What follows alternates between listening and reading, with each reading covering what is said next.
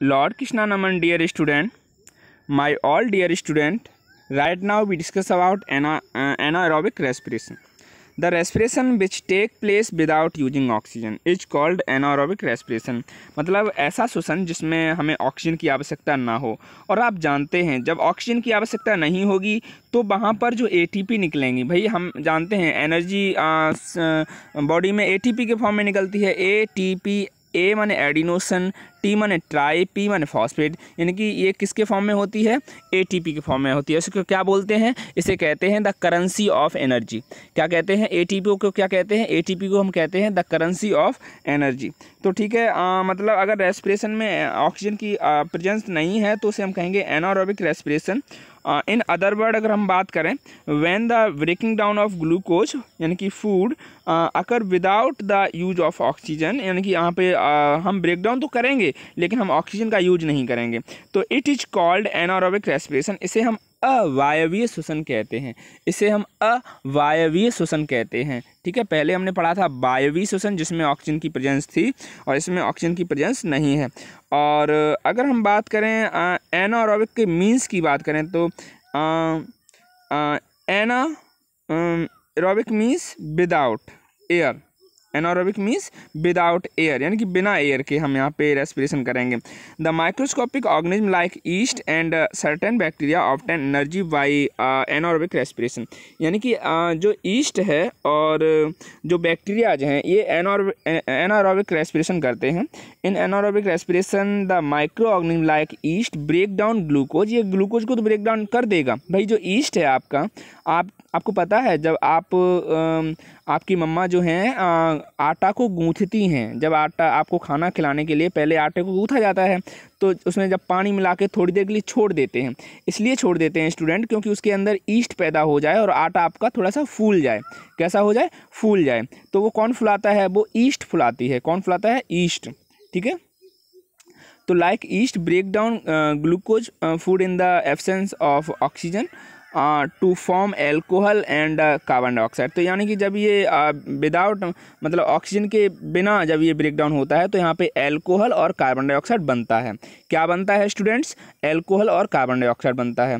And release energy, और यहाँ पे रिलीज एनर्जी होती है। लेकिन ध्यान रखना मेरे प्यारे स्टूडेंट्स, अगर यहाँ पे एनारोबिक रेस्पिरेशन में एनर्जी की हम बात करें तो यहाँ पे एनर्जी की जो मात्रा है वो बहुत कम होगी।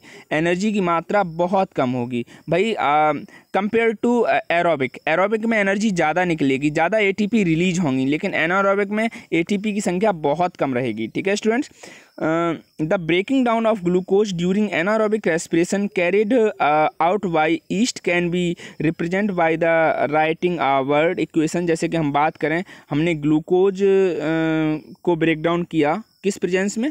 एनारोबिक रेस्पिरेशन की प्रेजेंस में, नो ऑक्सीजन। तो क्या क्या बनेगा? एल्कोहल बनेगा प्लस कार्बन डाइऑक्साइड बनेगा प्लस एनर्जी बनेगी। ठीक है, तो only a few livings organism carry out anaerobic respiration to obtain energy without using oxygen of air. Example में आप जानते हैं ईस्ट, सर्टेन बैक्टीरिया, है ना, तो ये सारे सारे क्या है आपके एनारोबिक रेस्पिरेशन है। All the organism which obtain energy by the anaerobic respiration can be live without the oxygen. ठीक है, तो ये आपको याद रखना है।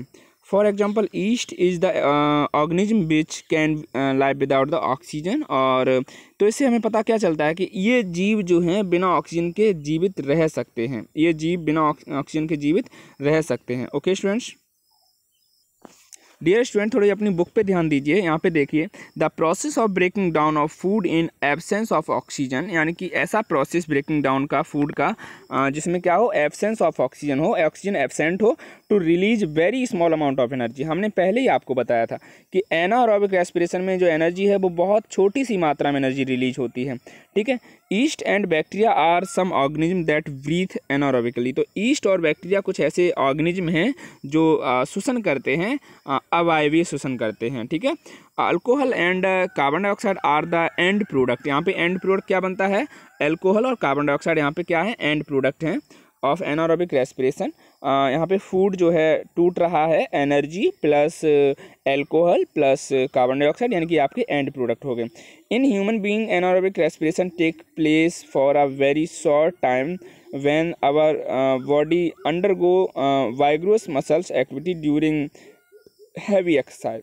तो हमारे शरीर में भी जब ऑक्सीजन नहीं पहुंचती, आप बताइए, आपके बॉडी में 100 ट्रिलियन सेल्स हैं, आपको क्या लगता है कि आप जब बहुत ज़्यादा हैवी एक्सरसाइज करेंगे तो क्या आपकी बॉडी में ऑक्सीजन उतनी हाई लेवल पे पहुंचेगा?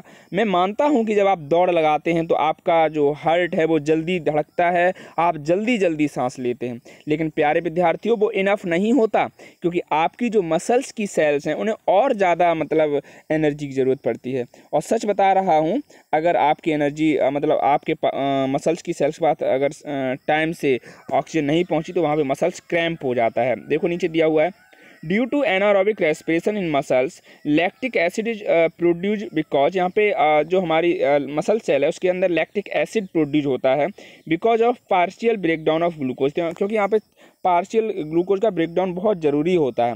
Muscles cramp are caused due to accumulation of the lactic acid. तो मसल्स क्रैम्प यानी कि मसल्स में दर्द हुआ है कभी आपके? हाँ, एकदम से। तो मसल्स क्रैम्प कब होगा? Due to the accumulation of lactic acid, जब लैक्टिक एसिड का एक्यूमुलेशन होगा, लैक्टिक एसिड बनेगा, ठीक है, लैक्टिक एसिड बनेगा तो मसल्स क्रैम्प होगा, मसल्स क्रैम्प होगा, ठीक है स्टूडेंट। फूड यहाँ पे ऑक्सीजन के एब्सेंस में ब्रेकडाउन हो रहा है, लैक्टिक एसिड बनेगा प्लस एनर्जी। Okay student.